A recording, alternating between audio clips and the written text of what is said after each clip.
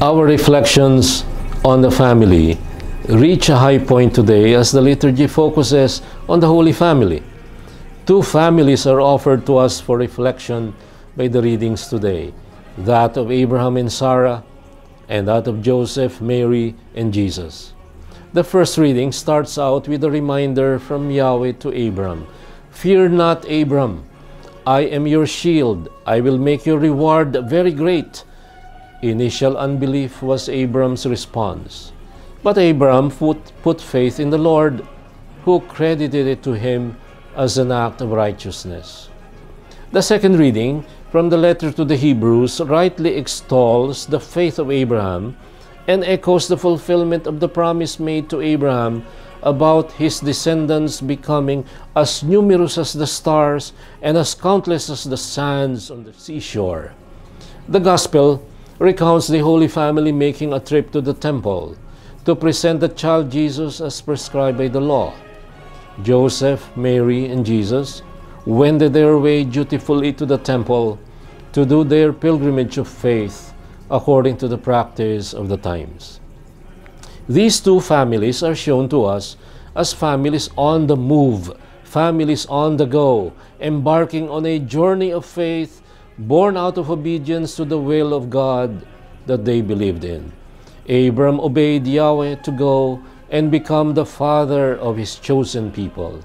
Joseph, Mary, and Jesus obeyed what was prescribed by the Mosaic law. Being poor, they offered 2 turtle doves or 2 pigeons again, as prescribed accordingly. There is a very real possibility about many of us missing the point of today's feast by allowing ourselves to idealize the Holy Family and put all 3 on a pedestal, as it were. Today is a good day to dismantle such idealized images we may have about the Holy Family. I would like to start with a curious question for your reflection.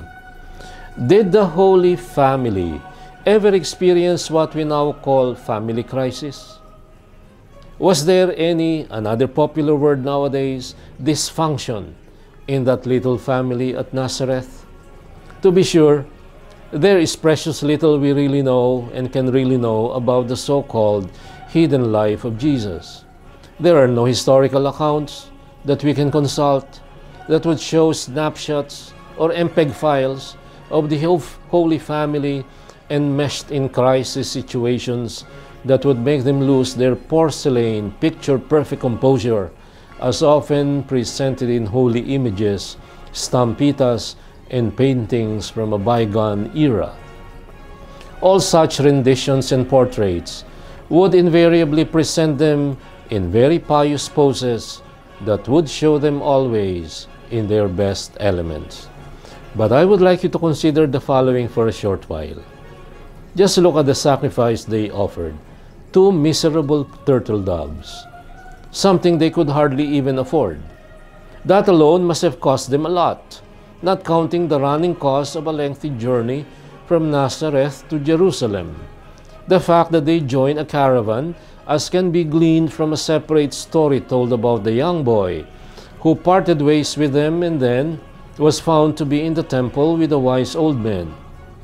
Joining a caravan was meant for mutual protection, mutual security, something the poor definitely ought to be doing in order to get strength from numbers, a get-up that normally could be afforded only by the very rich.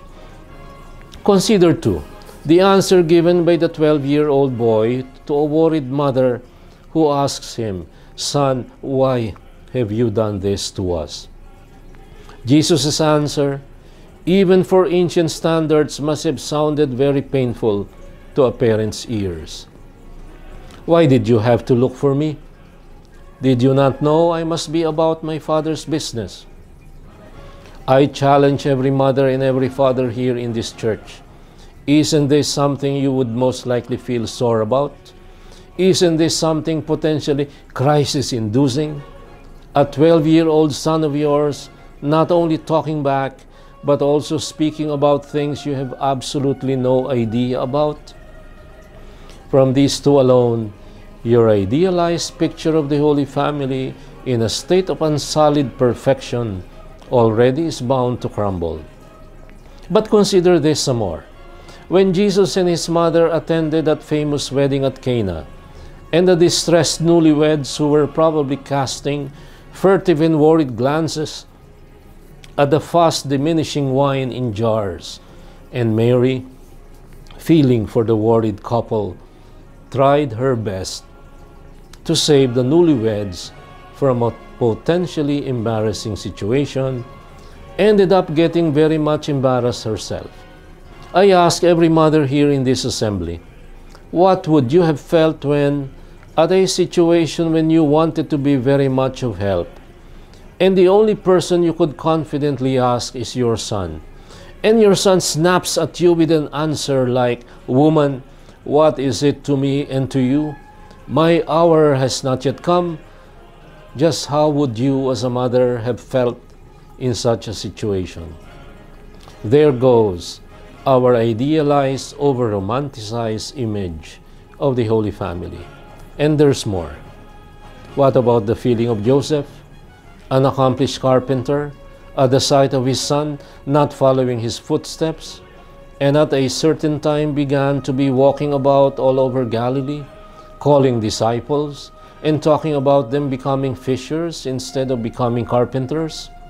Just how would you as a father, who had woven countless dreams for your son, and finding out your son is interested about doing something else, perhaps starting a ragtag band of followers who preached, taught, and did marvels like their master, had Joseph been alive then in Jesus' public life, what would he have felt?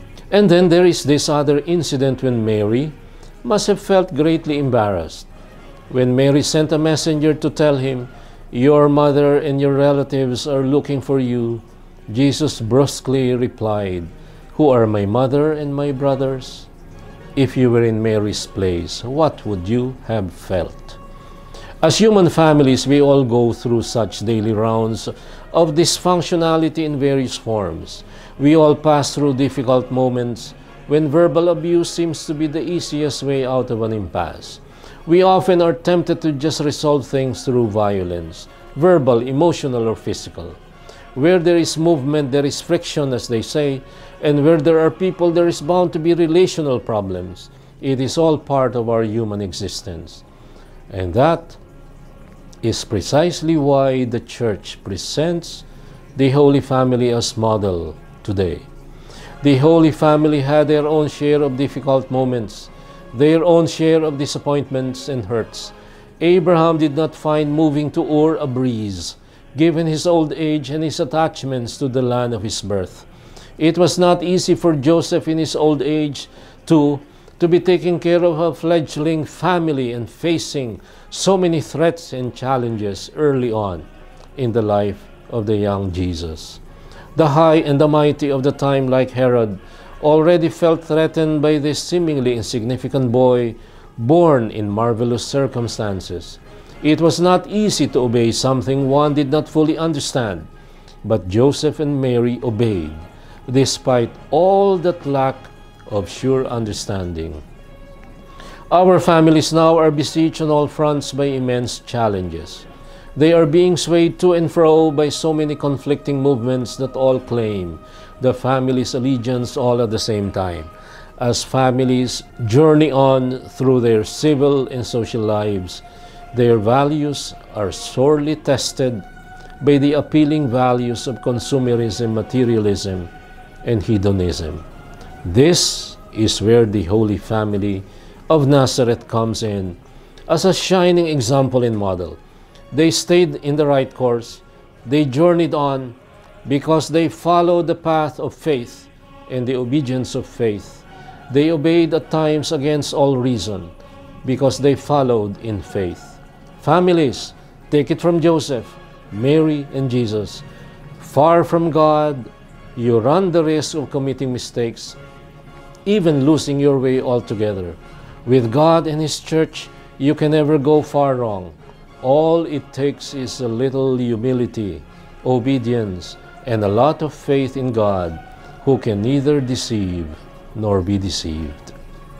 And this, my dear friends, is your kalakbay at katoto in today's episode of Puso sa Puso, saying thank you and God bless you and happy feast day of the Holy Family. Dear friends, it's still Christmas. Remember that.